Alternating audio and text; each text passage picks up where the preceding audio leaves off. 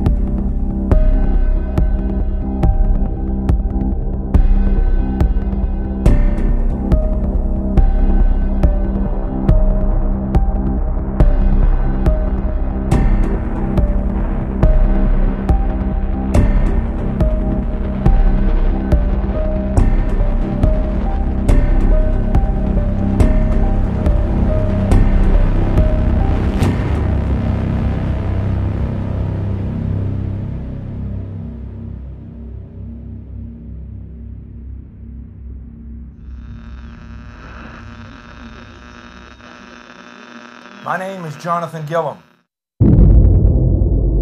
And this is The Experts.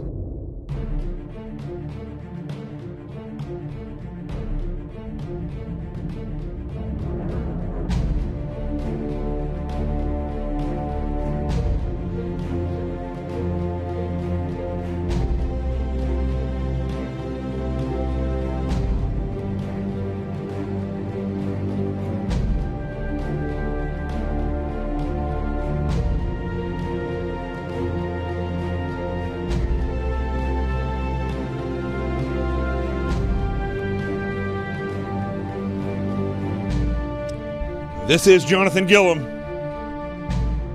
and this is The Experts on Facebook Live, Twitter, and somewhat on YouTube.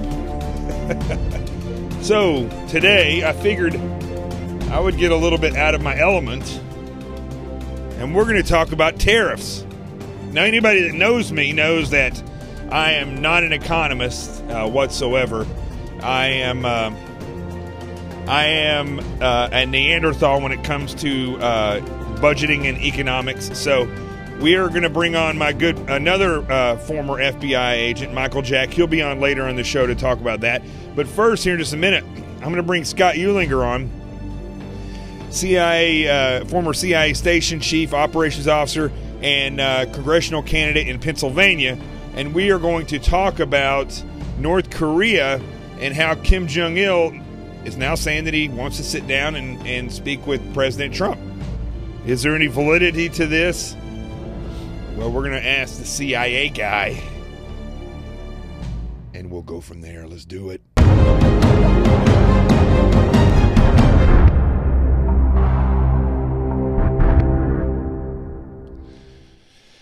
So, here's Scott Ulinger. Oh, you just called me. So let me re-answer this. Go ahead and call me back there, Scotty. Let's see here. Just missed him. So, while I'm waiting on him to call me back here, it's an interesting development, is it not? That we have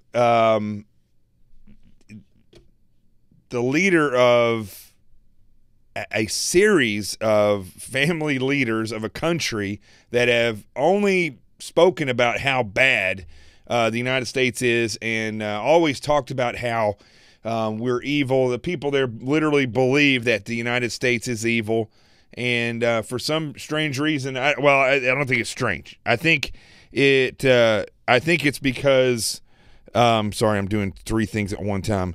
I think it's because this president has stood up to him, and I think a lot of people are starting to realize that the games are over with. That it is things are different now when it comes to President Trump and his diplomacy. I think people are starting to see that it's a little bit different, and so hopefully this will continue. And as we can see now, we'll talk about the tariffs here in a little bit. There's just been a lot of changes in the way that the rest of the world views the United States and our diplomacy. And as I've said, and I know Scott will back me up on this when he calls back in, that diplomacy, and I've explained this before on this show, diplomacy without force to back it up is empty diplomacy. And that's why now on the Great Seal of the United States, it used to be that the eagle had in its talons, as it still does, the olive branch and the arrows.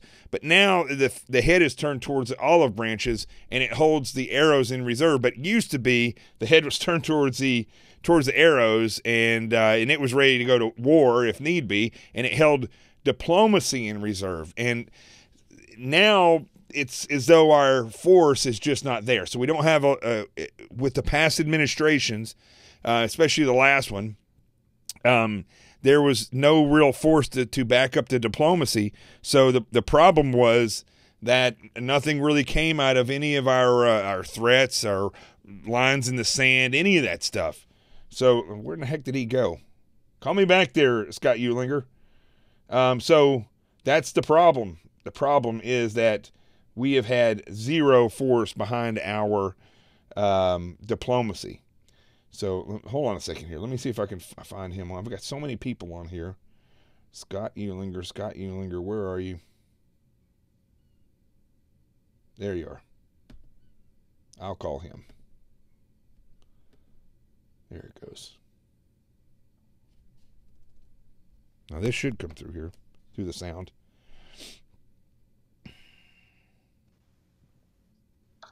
Hey. Are you there?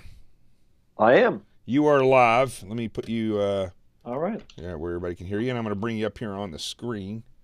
Sure. Right there you go.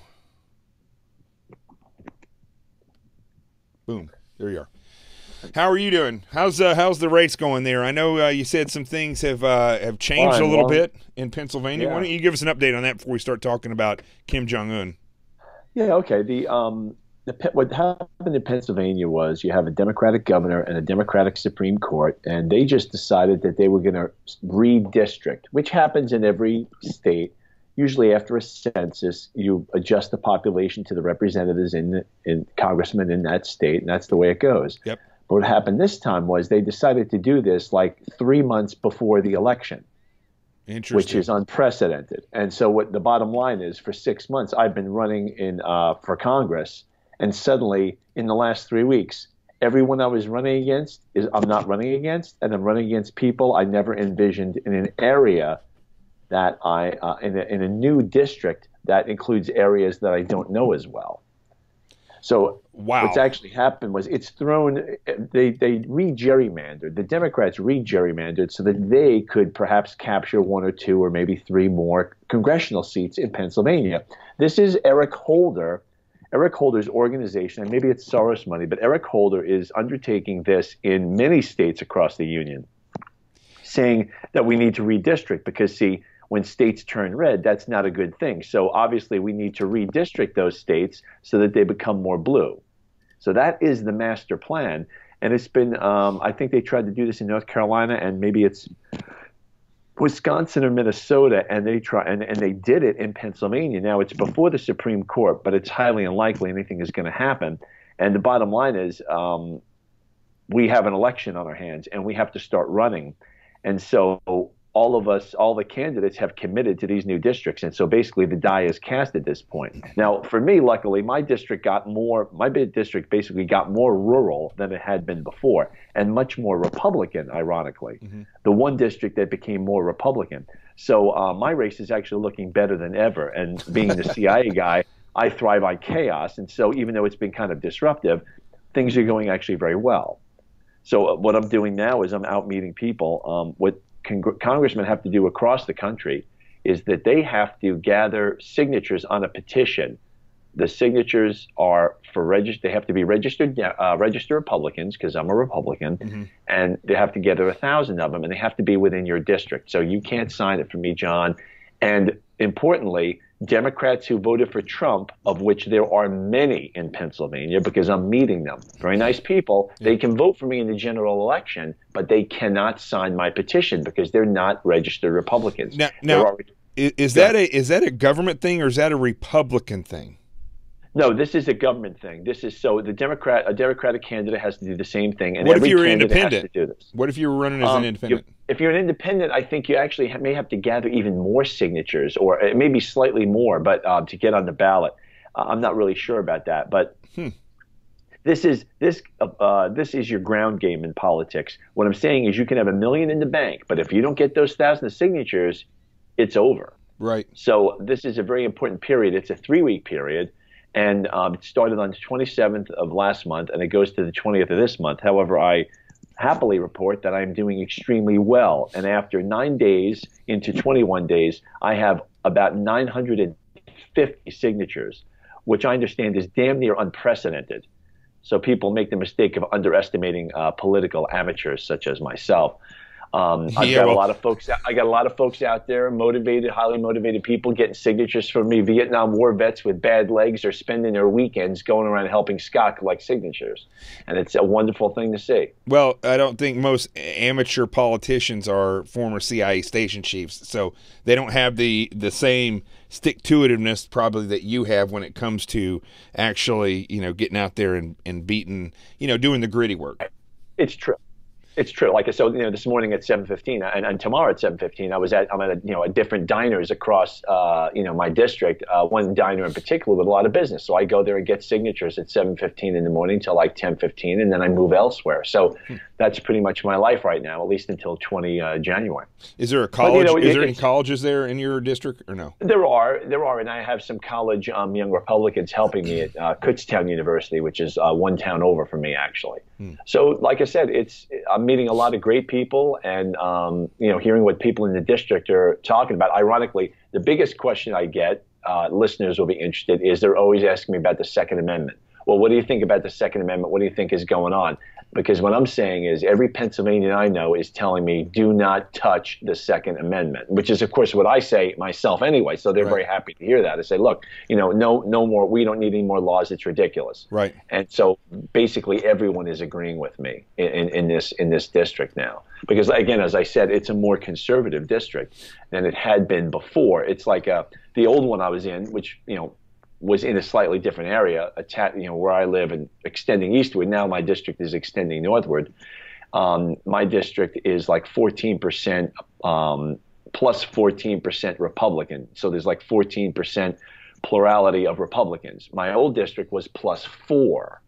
See, so this has gotten a lot more Republican. And in fact, my old district has become less Republican, of course, because that's the Democratic plan. It's maybe plus 1 Republican, whereas before it had been plus 4 Republican. Why don't they just divvy the state up in in like a graph instead of? I know why they do it, but why? Well, the population changes. See, that's the problem, John. The population changes, so you're always going to have to kind of move borders around. Usually it corresponds with a census. Right. A census every 10 years. So like that's why this is ridiculous. We have a census due in 2020. So like results may be out in 2021. And so it'll ironically, change. these districts that we have right now, maybe I'll get elected to Congress and then the districts will suddenly change again in only 2 years. That's Right. possible. Sometimes congressmen are legislated out of existence. They're redistricted and they no longer live in their district or that type of thing. And they basically, it's like not having a chair when the music stops. There have been congressmen like that. Wow. Wow. And that's the state who determines what the districts are. That's right. Each state is going to determine what the districts are. That's right, themselves. And like, they're saying that we should have some kind of a bipartisan commission because gerrymandering, when the Republicans are in power and there happens to be a census, the Republicans will engineer it so that the districts are slightly Republican. And it's understood that when the Democrats take power, they'll do the same. What happened this time was the Democrats decided to cry foul and said, well, we're going to try to sue them and take it out in the court. Losers by nature. That's the way it is. I lost that last part. Say that again. Just the very end. So Democrats are sore losers by nature. I make a bet with you, I lose, then I sue you. If I win, that's great. But if I lose, then I'm going to sue you. That kind of thing. Right. So that's what they're doing here. But moving on, let's talk about the Democratic Republic of North Korea. Yeah, exactly. So are you surprised with what's going on there? A little bit. I remember in the Station Chief, the podcast I used to have before I was running for office, we had actually talked about this, and that was a good at least 7 or 8 months ago. But the talk about it was almost surreal. Like, could you imagine this happening and how far-fetched it was? But I remember saying, well, it is slightly possible, and now we're seeing it. Now we shouldn't get our hopes up too high. However, we have to realize that this is really a historic moment. This doesn't happen often. Right. Has it ever when was the last time a North Korean dictator actually met with anybody from the United States? No, never. I mean, I remember Bill Richardson, old senator from Arizona or New Mexico, met with Arizona, I believe.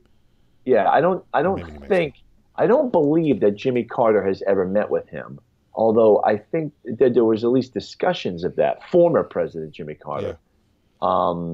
Met with maybe there was discussions of him meeting Kim's father, but I don't think that ever came to pass.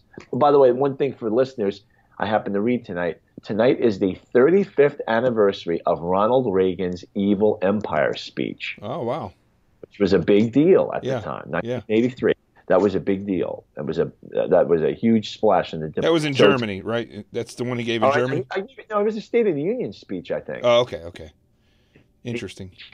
He basically called the Soviet Union the evil empire. And dissidents and people sitting in Russian gulags were heartened, and that was a big move. That they basically shining a light on the cockroaches, and that was when the Politburo was terrified. My God, he's got our number. Right. So it's kind of interesting that I guess we have kind of this announcement today with Trump with North Korea. Let's hope it goes through. How much do you think that President Trump alone in his rhetoric has to do with this turn of events? There's no question it's very closely related. There's no question. Because, look, this guy does not follow the playbook. Right. For better or worse, he does not follow the playbook. The North Koreans don't know what to make of this guy. They have been asking on side meetings in New York at the UN, they're asking South Koreans or Americans or whoever, French, what is going on with this guy? Is he really going to do half of what he says he's going to do? So it's nice to see that kind of strategic uncertainty or tactical uncertainty thrown into the mix, and he's done it, and no one's ever been able to do it before. Now, so they always said only Nixon could go to China, only Trump could go to North Korea. I mean, if he pulls this off, it's Nobel Peace Prize time. So what do you think? Boy, wouldn't that be? That would be hilarious. That would be great. If he gets a breakthrough, I mean, why would you not give this man? Well, you wouldn't because you hate him. But he would certainly be far more deserving of the Nobel Peace Prize than any recent president we know who got one, whose name will remain unmentioned. Yeah. For what? What did he? I don't even know why he got. He didn't get it for anything. He got it for taking up a chair. I don't know. Yeah. So along with this, how much? Let me see. What was the question? Okay, so I asked you about how much do you think China had to do with this? Yeah, that's a very interesting point. Here's an interesting observation. Is this a coincidence? Think about this one. Is this a coincidence that the same day we announce tariffs on China, that this comes down? Yeah, think about that. That is. Wonder if those two are related. Yeah. I think they definitely are related. I think the Chinese are saying, okay, wow, this guy is throwing out the 30-year playbook of sucking up to the Chinese, and our tricks are not working anymore. Maybe we help throw this guy a bone by putting pressure on North Korea, and then maybe he'll let off on these tariffs or something. Now, it's all holistic. It's all working together, and I'm sure that somebody in the White House, including Trump, is thinking about this a little bit. Now, I'm going to have Michael Jack on in just a minute talking about tariffs, but to explain what tariffs are, because myself not knowing anything about economics, not knowing anything about global economics, how much are these tariffs? There were people saying that we shouldn't do this because it's going to drive up the cost of cars. I saw an economist say that at the most, if it did make the price of a car go up, it'd be like $170, not a whole lot. That's right. It would be something like that. I think is this going to cause more issues than it's worth on a global scale? I think, the funny thing is, I am not an expert on this. I am self-trained, self-educated on economics, and all the overeducated knuckleheads are giving those kind of things. Oh, it's going to be bad. Oh, it's going to be bad for the Midwest because agricultural prices are going to be damaged because the Chinese are going to retaliate. And it's like, whoa, whoa, whoa. Don't put the cart before the horse, okay? Right. We just started this. Don't assume that they were going to retaliate in kind. Okay, this could be a negotiating ploy that Trump is using, and I think that the bad effects of this are overestimated. I think that this is going to turn out to be a good thing, because what people don't understand is the United States has willingly given. About this, I heard him in Scranton talking about this, and it was like the truest thing he ever said. We have been unilaterally disarming economically for more than 35 years. Right. We just roll over to an extent that most people don't even realize, but I've always seen it. We roll over all the time. And finally, Trump is saying enough. Right. And I think, if the price of my car goes up $200, you know what? I'll pay that gladly. If I know that there's going to be more American workers, or that U.S. Steel is going to hire back a few more guys, or that maybe some companies are going to avoid tariffs, are going to reestablish themselves in the United States. Right. We have a tremendous power as the world's leading consumer. Yeah. And Trump is showing he's not afraid to wield that power. And I think he'll do it carefully. And I think that all the naysayers and doomsayers are going to be disappointed. I don't think that this is going to be a bad thing. I tell you what, let's bring, if you want to hang on for a second, let me call Michael Jack, and I'm going to do this in my own little unique way here, where I'm going to have him up here.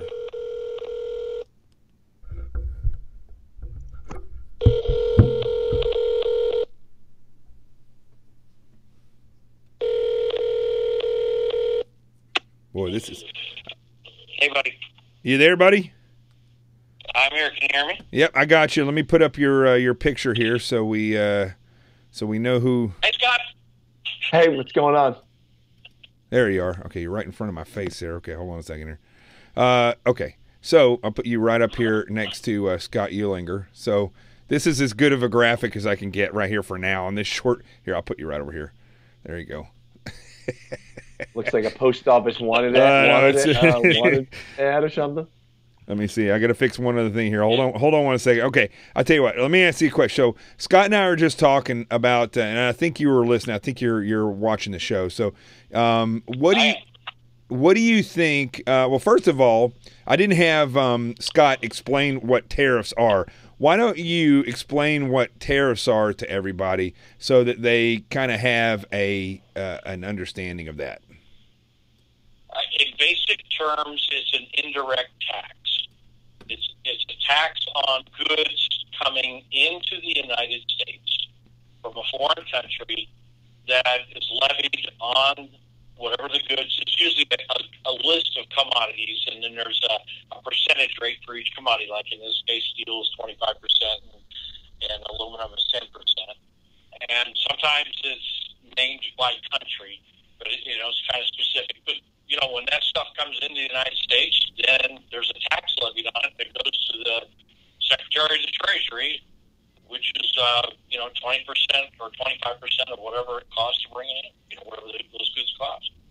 So basically a consumption tax. So we're taxing other countries basically for their goods to come in. Or if the country owns the goods, yes, but it's more like you're taxing, the company that's importing those goods. Gotcha. They're having to pay that tax. And what has been the case? Why did the president do this? What has been the case? Scott alluded to it a second ago, but what's been the case for many years that has crippled us economically? You have countries like China and others who would, first of all, a lot of those countries that would just dump steel and aluminum in the United States. And what has been the case? They could come in and they could undercut U.S. companies, which our companies would suffer for it. They couldn't compete in the market, and so they would have to shut down factories. They'd have to lay people off. They'd have to cut their expenses, and you'd have all this really inferior grade metals, floating around being used building bridges and stuff. So why would they ever do that? Why would we do that? Why would we get ourselves into that position? You know what Forrest Gump used to say, right? Stupid is as stupid does. It's that so you're telling me it's that simple. Is it stupid or was it because people were making money somehow? Yeah, people are making money. What you're dealing with, so many different things. And I know, Scott, I know you've read this book. You've read The Black Swan because you kind of alluded to it earlier. But, chaos theory and that sort of thing. People have a tendency to make things more complicated than they really are. Mm-hmm. Yep. And so that's what we end up doing. We create these tariffs, and we create these big models about, if we do this with this country and that with that country, this will happen and that will happen, and they scare everybody to death. Everybody forgets what Scott said. We are the largest economy in the world. We have more power economically than anybody else. Trump knows that. He's using that power to our benefit, and I love it. I love it to death. Now, is it Scott? Go ahead. Yeah, he's absolutely right. The tariffs are used also to protect certain industries. I know, for example, there's all kinds of tariffs that are out there that we Americans, we didn't even know about. Like I read something today that said that maybe European cars are subjected to some kind of a tax coming into the United States, but nobody knows that American cars going to Europe are subject to a 40% tax. And we just let that continue for 20 years. They tax our cars up 40, they mark them up 40% to protect their automobile industry. But where Uncle Sucker imports them and they're only 10%. And so he wants to level the playing field. And what's wrong with that? Yeah. We just lost Michael Jack, so I'm going to have to get him back. Oh, there he is. Right. Are you there?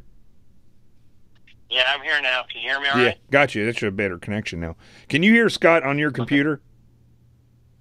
I can hang on a second. They got a delay, so it's okay. Here, what I'll do is I'm gonna try to rig this. When you and Scott are talking, I'm gonna pull my earpiece out. Go ahead, say something there, Scott. Yeah. So another thing that's interesting about tariffs is that that's the way that the United States, that's the way that countries without a really good infrastructure, that's how they tax people. Right. In other words, when I was in Moldova, they don't have the infrastructure to basically tax people on their income. There is no income tax as we know it. And in the United States, it was the same way before 1913. The way they tax the population is tariffs on certain items, whether it's automobiles or fuel oil or cooking oil. That's it's basically like a value-added tax. So instead of getting taxed on your income, you're taxed on your consumption, what you buy. Right.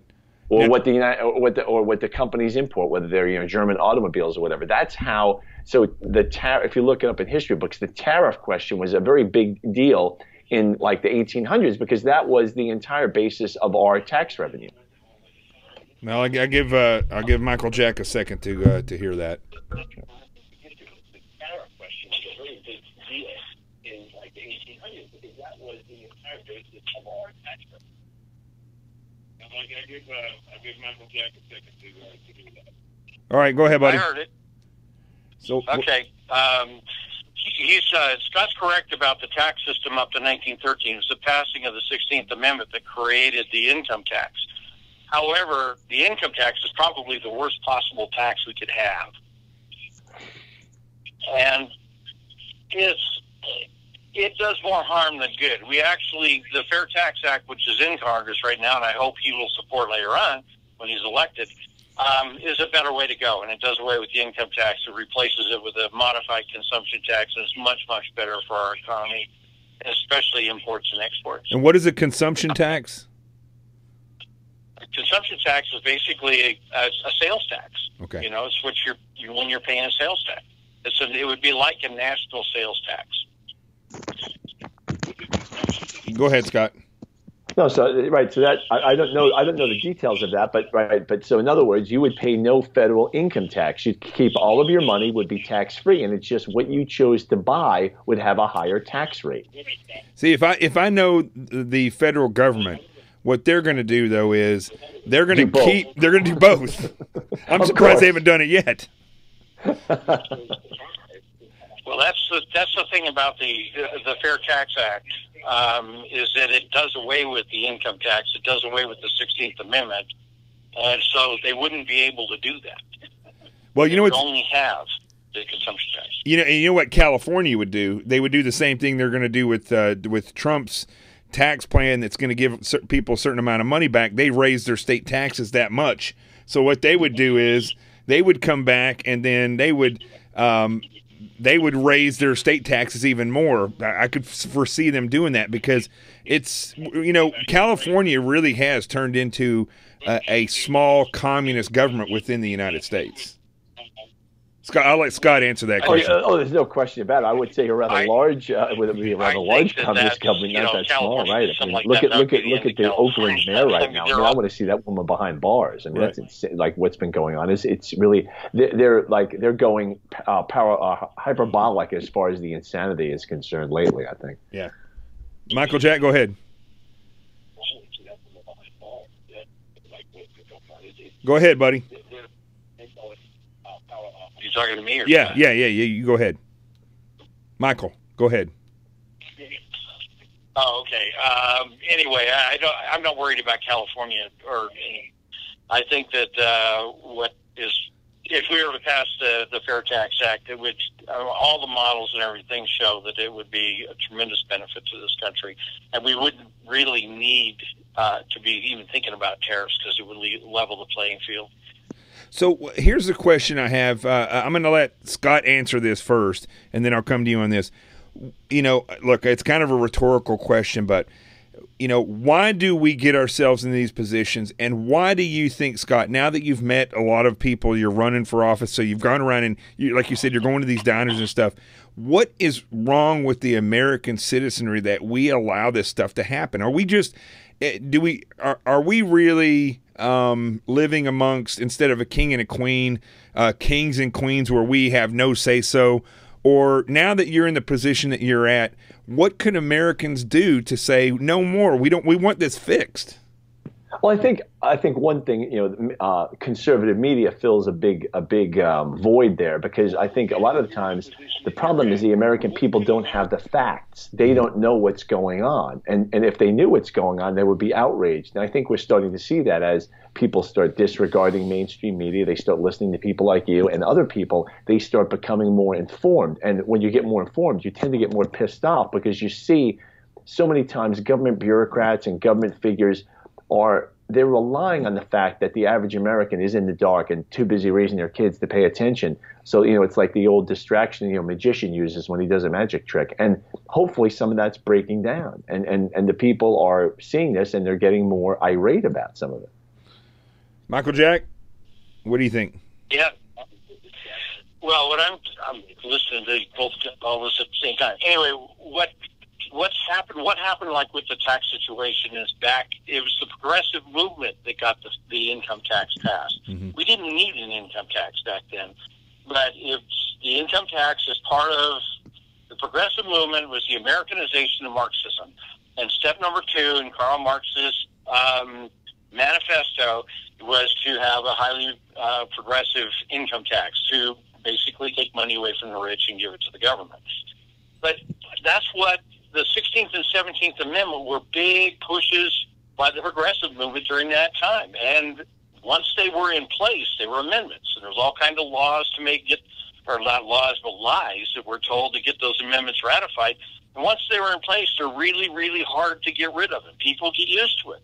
And I give lectures about the Fair Tax Act, and when I tell them what the history is and what the income tax is all about, 98% of the people say, why are we doing this? We need to get rid of it. And it's like Scott says, if you educate folks and they know that they've been hoodwinked for 125 years, they're more than willing to sign up and say, yeah, let's get rid of it. But they just don't know. And the progressives don't want them to know. That's why it's not taught in the colleges anywhere. Wow. That's really, he's absolutely right. There's no question about it. I'm sure he's more of an expert on the book than I, but there's a book called The Creature from Jekyll Island, and it's all about how these guys conspired to create the Federal Reserve. And it's like, this is not conspiracy theory. This is conspiracy reality in 1913, how they decided to do this with the money supply.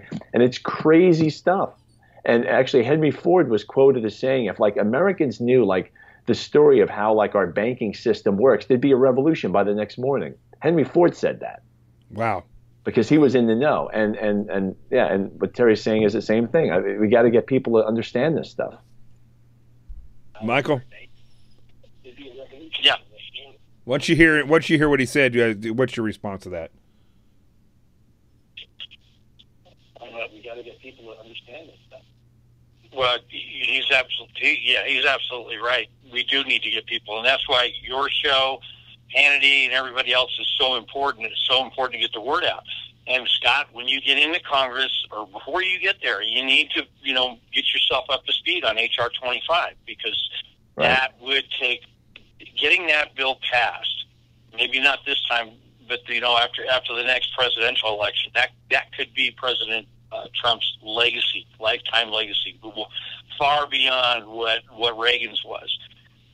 Because it would do more for this country than has ever been done, probably in the whole history of our country, back to the signing of the Constitution. What is it again? It's H.R. 25, the Fair Tax Act. Okay. It would transfer more power from the federal government back to the people since the signing of the Constitution. Wow. Who do you think will be against that? Well, there are 36,000 lobbyists in Washington, D.C., and half of them are there because of the income tax code, because of 76,000 pages of income tax code. So who do you think is going to be against it? Wow. Every accountant would be against it, wouldn't he? All the tax lawyers, they wouldn't like it either. Yeah, quite frankly. All right, listen, it's going to get a little late here real quick. Let me ask Michael Jack first, and then I'll go to you, Scott.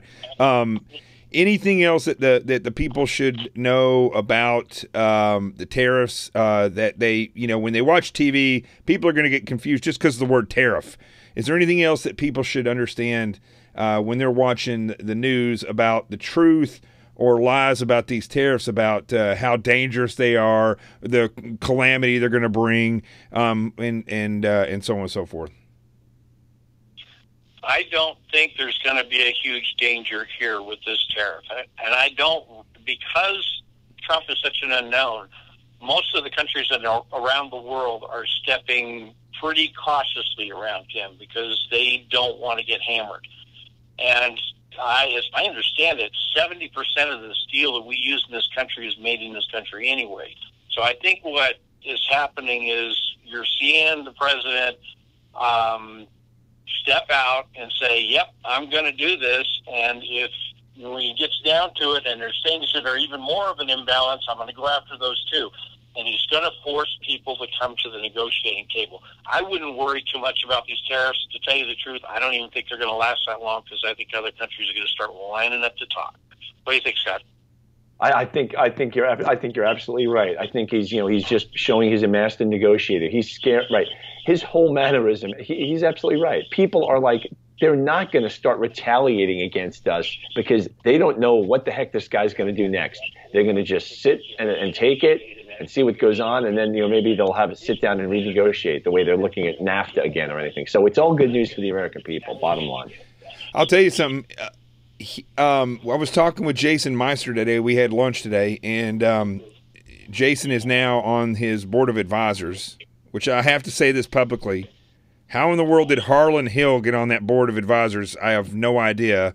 I mean, for instance, right now you got Michael Jack, who was a senior FBI agent. This whiz-bang economist guy. You got Scott Eulinger, who is former CIA station chief, running for Congress. You got myself, FBI, Navy SEAL, Air Marshal, contractor. No, that they don't have somebody like that. They had Harlan Hill on there, which I know I'm going way off script here, but the guy graduated college. That's all he's ever done. Mr. Trump, you got to get better advisors for your campaign. But the other thing I want to say is that going along with this stuff, what you guys are saying about how, with whether it's North Korea or these tariffs and stuff, we were just sitting there kind of in awe because we haven't talked in a while, how nothing sticks to him. I mean, they called Gotti the Teflon Don. Trump is the Teflon Don. Nothing sticks to that guy. They throw stuff at him, and my fear is the only thing I'm really afraid of when it comes to Trump is that the left has become so efficient at creating evidence that's fake evidence that if anything ever happens, it's going to be entrapment. It's not going to be where Trump did something wrong. That's absolutely right. That's absolutely right, John. Michael? I think you're right about the left, going berserk and doing everything they can to try and bring Trump down. But getting to the entrapment side, you're dealing with a guy who's a master chess player in Trump, and he's always forced moves ahead of everybody else. And I can't believe that they could actually get him into a scenario where they would get him for entrapment. He's so far ahead of these people that he's playing them like a violin. So I don't know if it'll be him about that than I think you are. I don't know if it'd be him, if it would be the people that are important around him. Right. One of those, like what I believe happened to Bernie Kerik, for instance. They wanted to go after Giuliani during the election when he was running for president, and they couldn't get to him, so they got to Bernie Kerik, and that scared Giuliani.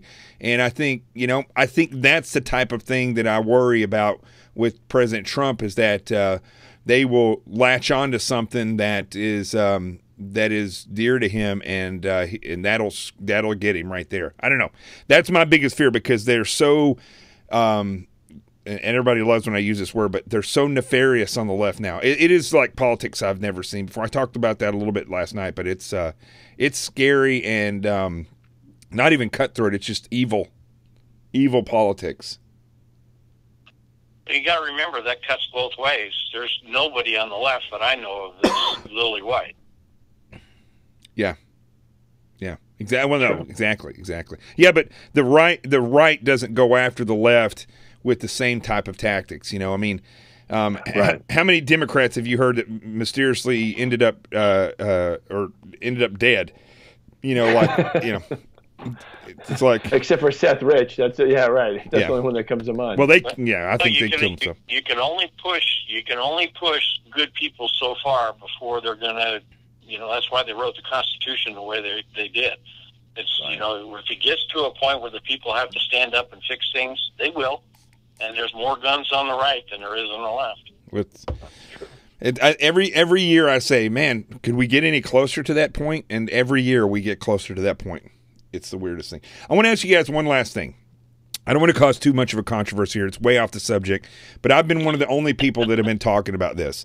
If you don't feel comfortable answering it, don't. But these young people, these students from Parkland High School in Florida, the TV stations are calling them children, and they're making them out to be kind of heroes amongst the kids, as people who, young people who stand up and they're empowered because of what happened. But what is your opinion? Because both of you guys, Michael Jack, you were an investigator. You investigated intelligence stuff, organized crime stuff. Scott, you were CIA guy. You literally were playing the part of somebody who was a subversive in other countries and utilizing people to do stuff. When I look at these students from this school, this Hogg character, Gonzalez, and some of these other people, and I look at how fast their rhetoric came about. I mean, literally the day of, no remorse, just pure rhetoric, already denouncing the NRA and the Second Amendment. How the sheriff's rhetoric is exactly the same.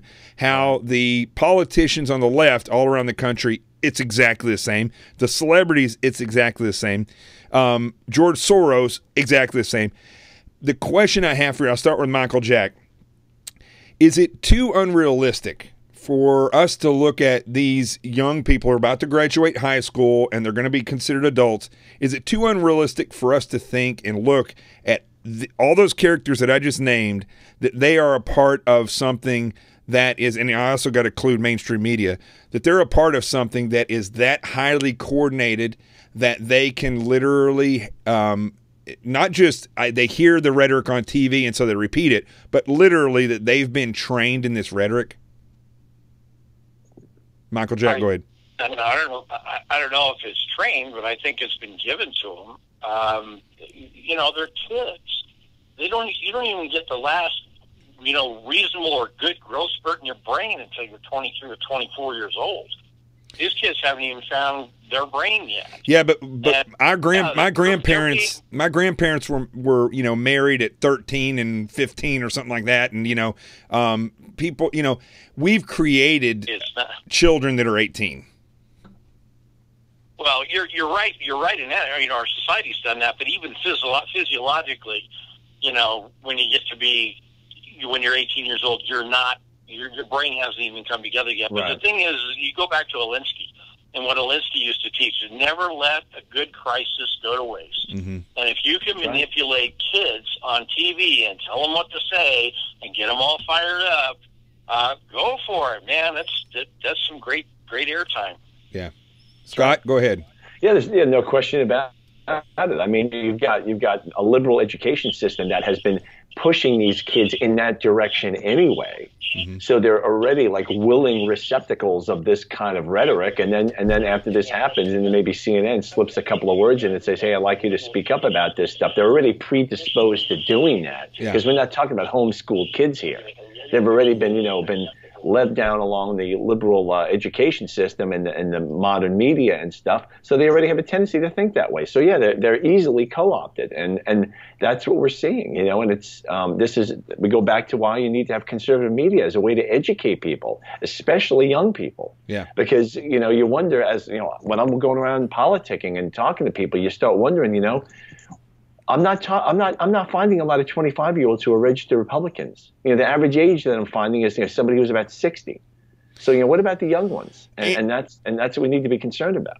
And in their schools, they literally are being taught. To Michael Jack's point, where whether they're trained or they are given this information, they are literally taught a lot of the times in schools this rhetoric. I mean, there are teachers that are teaching this rhetoric about the NRA. This whole thing about the NRA, it's a group of attorneys, it's lobbyists, and 5 million members that don't want the Second Amendment taken away. That's all. The NRA doesn't put guns in people's hands. In fact, it trains people who want to carry a concealed weapon. It trains them to be safer. But and they certify people. But it's just ridiculous what happens. But my whole thing is, we like during the election process, we literally saw how organized the left actually is in their rhetoric and all the different players. They expose themselves. And I think this school shooting exposed another level of that to a point where I've never actually seen, that I can remember in recent years, young people who were in an incident who skipped the mourning process and went straight to this professional rhetoric. Yeah, that's true. That was kind of shocking. I haven't seen it before either. Say again, Michael. I said I agree. Yeah, absolutely. All right, listen, guys, I'm going to let you guys go. Michael, Jack, thank you very much for coming on, and maybe one day I'll have it fixed where I can have you both on Skype over here, but I appreciate it. Scott Eulinger, good luck. Let us know if there's anything we can do, and what district are you in now? What? Well, it's the 9th district, but people can check out my website, and this website is scott4forpa.com, and people can donate a little bit to my campaign if you'd like, and you can also follow me on Facebook, Scott Eulinger for Congress, and just check out what I'm doing every day. Okay. Thanks a lot. And you guys can find Michael Jack on Twitter at Michael B. Jack. Isn't that right, Michael Jack? Isn't it Michael B. Jack? Michael B. Jack S.A. Michael B. Jack S.A. That's correct. Okay. All right, guys. God bless you. All right, thanks, Mike. You got it. Later. Thanks. I got to hang you up here. Hold on one second. Scott's gone. Hold on here, folks. And I know it's time to go because Rico's over there screaming at me.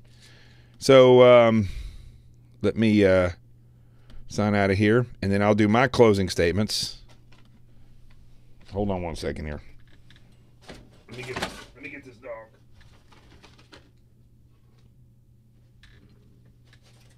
As we tear the set apart.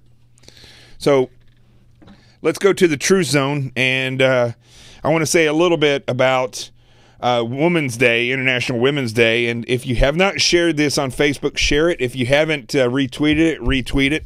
I don't know what you do on Facebook or on YouTube, excuse me. But let's go to the Truth Zone. Let me get Michael Jack's mug off of here. Hold on one second. He always likes to hang around afterwards. And Scott Eulinger's name. Boom, there you go. Remember, I'm doing all this stuff at the same time. I'm having to deal with an 18-year-old dog. I'm producing the show. I'm doing the phone calls. I'm doing all this different stuff. So it's a challenge. So, but I'm up to the task. Let's go to the Truth Zone.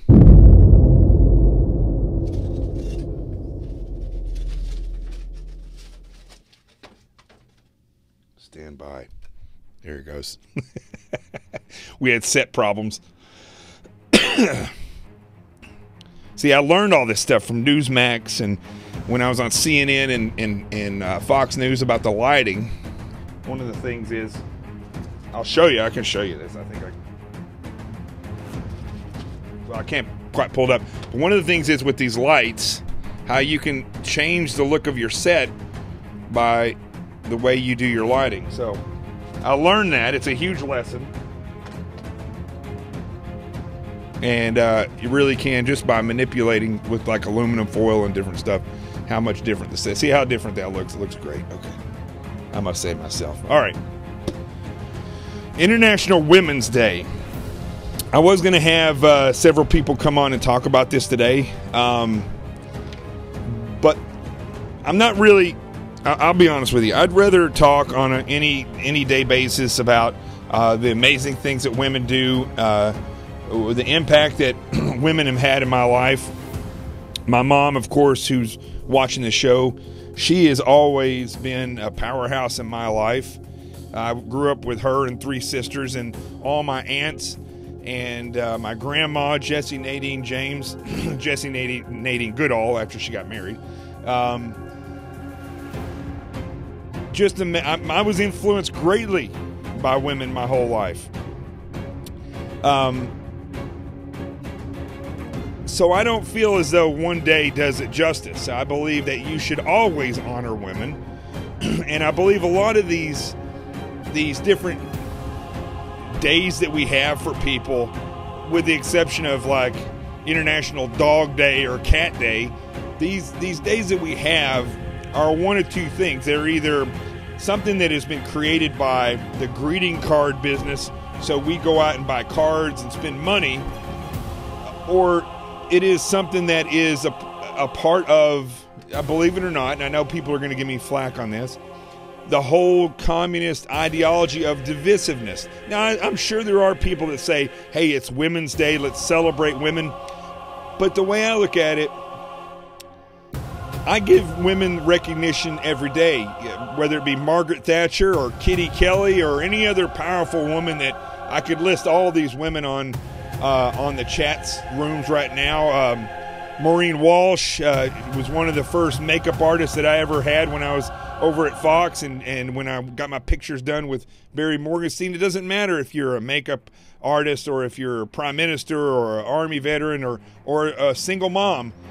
These women that have influenced me throughout my life are powerful human beings. They transcend the term woman. And I think if we concentrate more on a daily basis of recognizing the exceptionalism of everyone, not just women and not just men, not just black, not just white. I think if we get to the point, as I always talk about in this show, where we measure people by their morals and ethics and we come together as a citizenry, I think that we will start to see that as a whole, we are more exceptional than anything that has any country that's ever existed, any citizenry that's ever existed.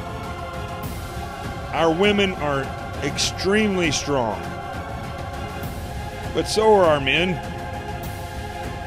I don't know about millennials, but they could be. I guess the point here is, I don't think we should just celebrate women one day a year. I see too many fingers in that, trying to manipulate the system to make money and gain power.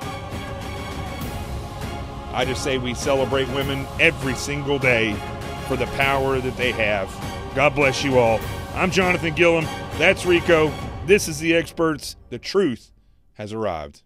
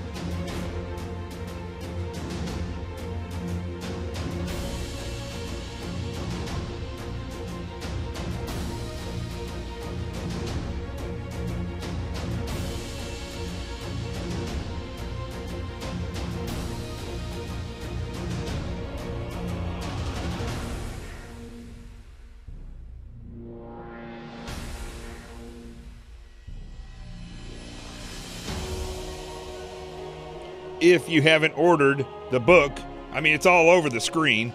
Sheep No More, The Art of Awareness and Attack Survival. You gotta go get it.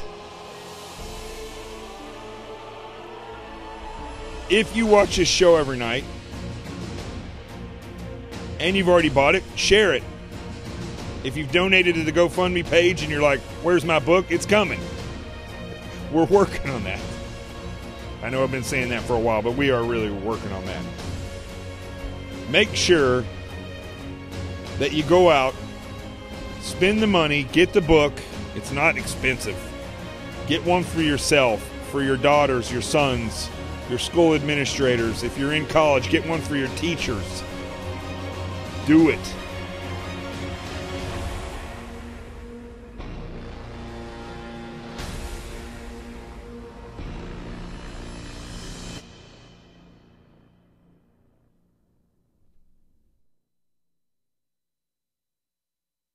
How many of you are prepared for an incident like this? Get my new book, Sheep No More, The Art of Awareness and Attack Survival, and I will teach you to think like an attacker so you can truly defend yourself. Don't just react, act. Available for pre-order now on Amazon and Barnes & Noble. Sheep No More. Get it.